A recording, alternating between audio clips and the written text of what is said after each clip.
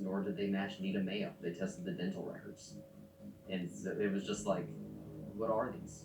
And this is before the disappearance of Brett Phelps. Did they ever ID the remains? No. So we don't know who it was? No. People aren't talking about this story anymore. The news cycle being very, I'm doing 2 stories a day. But if it does happen again, people are going to be reminded of these past stories, and it's going to only increase speculation, increase the sense of concern.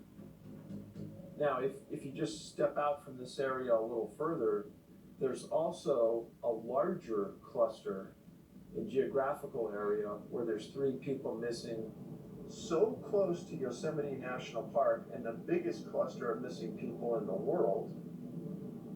I don't know why, I don't know where, I don't know how, but I don't think it's coincidence. Now, within this region, there's a hunting camp dating back to the 1950s. Over the years, the hunters have experienced something highly unusual. And by proximity alone, this is worth investigating.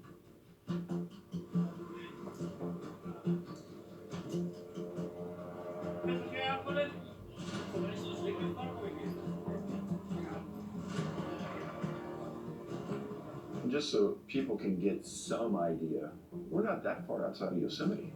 Not far at all. No. I tell people we're between Yosemite and Tahoe, and that's where we are. If you leave at 6,000 feet elevation, you hike into close to 10,000 feet before you start dropping back into up and down. The whole topography up here changes every year. You don't know what to expect. You don't know what logs are going to cross the trail that you have to work your way around to get here. There's really no good trails to get here. And if you don't know where it's at, you'll never find it. It's just one of those places.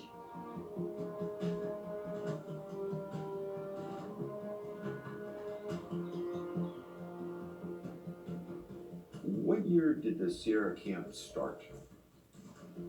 The camp's been here since the 50s.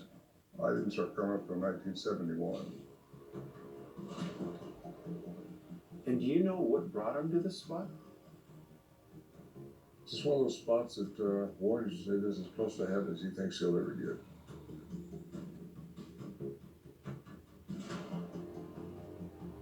It's so remote. Deer are plentiful. There's a lot of bear up here.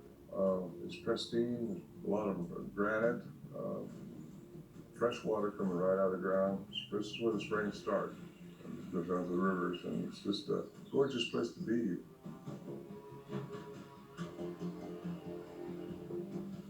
We was all very sober camp, a very strict camp. No unload before you came into camp.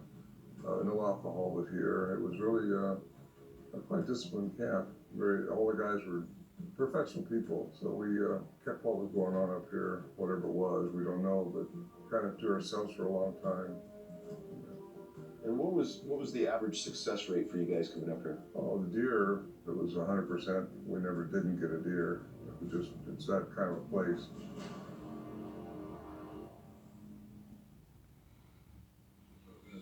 That's about 40 feet, I think. 100 feet come out of here. What's the success rate? We really didn't realize what we were dealing with. We still don't know what we're dealing with, but it's something very unusual. Strange things happen, and most of the stuff happened in the evening time, just at dusk, nighttime, like now. The first time I ever heard anything was later in '71. I came back up with the guys, and we was here by the stove. There was a stove here then. And as soon as it starts getting dark, we'd go in. Sometimes you might hear a grunt or a whoop or a big blowing sound or something like that, and that's when you know you want to get inside the shelter, because you still don't know what you're dealing with. Whatever it is big, very, very big. We all go inside, close the shelter door, and that's a log that we put between these trees, and then we'd strap it inside a cable, and then they would start making their sounds. And that was in '71 when I first started hearing them, and we started recording them.